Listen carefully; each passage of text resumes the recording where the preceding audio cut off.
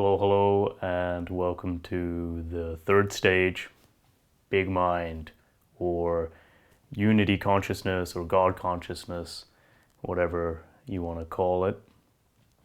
Now, this naturally comes next, and the series of insights that lead up to this typically go like this. If I'm awareness, but I'm aware of the world of form, then awareness can't be separate from it. It's in everything. It's actually this whole space. And so I am everything. Everything I'm aware of is in my mind. There is nothing I can be aware of that isn't in my mind. And I am my mind. I am awareness. I am consciousness. I am everything. There is nothing but this one source of consciousness after all. Remember, I'm not really talking about a rationalizing or construing ideas and concepts type deal. This is a much more immediate, non-thinking process. It's just how the mind renders things and models itself. The raw sense of self, the sense of I am, becomes very real, which ironically means it hasn't been properly seen. It seems fundamental and blows up to cover every aspect of mind. What I call the epistemic agent, the sense of an experiencer in addition to experience, the sense that experience is happening to some subject, this is the subtlest form of self. The mind gets fully taken by this aspect, and so it seems really stark to the practitioner that there is only one experiencer, call it God, who sees everything, who experiences everything. There is one mind, and it's happening to one ultimate being. You feel like this local, individualized being has woken up to realize its true nature is the whole. When you look out at the world, you feel like everything is you. The hills, the trees, the birds are you. The people are you. The sky and the ground is you. Everything is you. You feel connected and absorbed into the environment. Just as for most people, when they look at their hand, they feel that that is them.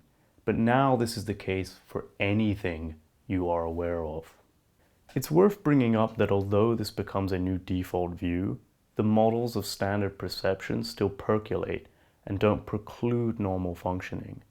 So one can still make sense of their personal life and act normally, while the emptiness of the previous models, although seen through, help guide you to act normally. There is a transcending and including function here, and there will be degrees of ardency. Big mind won't be so totally capturing most of the time that you can't live a normal life. Though, someone could disrupt their normal life by instilling this view so ardently most of the time that they actually cannot interact normally. I wouldn't worry about it for most people, but for all these stages, it is something to be wary of, and it is probably a sign of escapism due to unresolved issues in their psychology.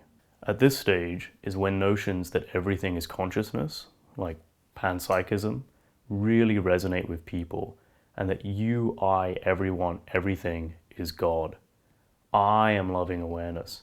The awareness is loving because it includes everything and is the glue that binds everything together and is non-exclusionary. Just as I care for myself, I care for everyone else because they are me. You may start hearing from people at this stage sayings like, I am thou, or you are it. Consciousness is infinite. A teaching that is relatable to this stage and the next stage, and even halfway between this stage and the previous stage, is to speak of consciousness and its content.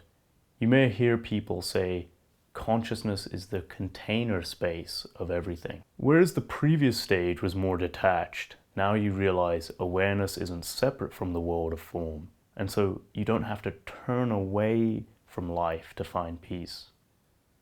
People get way more into the play-roamer of life here, exploring phenomenal content and basking in it. This is very much the stage of embracing form. Consciousness is construed as a special substance/substrate that has a certain thickness to it and covers everything. As one progresses through the stages, the viscosity of all mental formation progressively thins out as one's insight into emptiness matures. But at this point, consciousness is perceived to be a very real material. Although a great deal of thoughts are understood to be empty, it is still easy for the mind to coalesce fantastical stories with sensate impressions, which easily leads to soteriological mindsets and divine plots. Because big mind is the unity phase, everything is easily clumped together, and the practitioner hasn't started to realize the significance of the process of unbinding mental formations, which will become a major theme in later stages. Many people will want to skip this stage because they've heard that there is no self.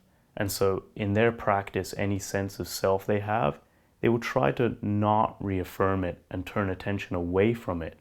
However, I would really recommend people go through the big mind stage to really understand what the sense of self is. There is a difference between suppressing the self versus unabashedly allowing it to arise, deconstructing it, and understanding its emptiness in a way that it can't ever fully capture or confuse you again. So I say, get this, relate to the God people, and there is some truth in this perspective that should be understood and integrated. I believe certain hypotheses need to be exhausted in order to be seen through. As long as you haven't fully explored a certain working inference of mind, there will remain some doubt as to whether it's true or not. And for this reason, it is required to go through these stages in order to move on from them.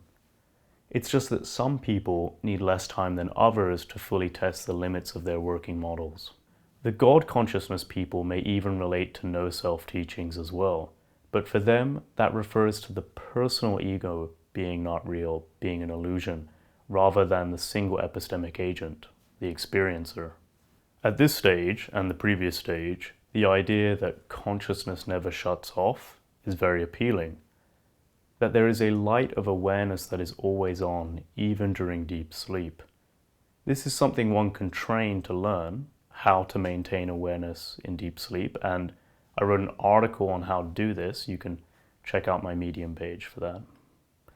And depending on their traditional background, and if they've been instructed to look out for cessations, they are not likely catching them, though they will be happening, but they aren't being registered at a level which the practitioner understands.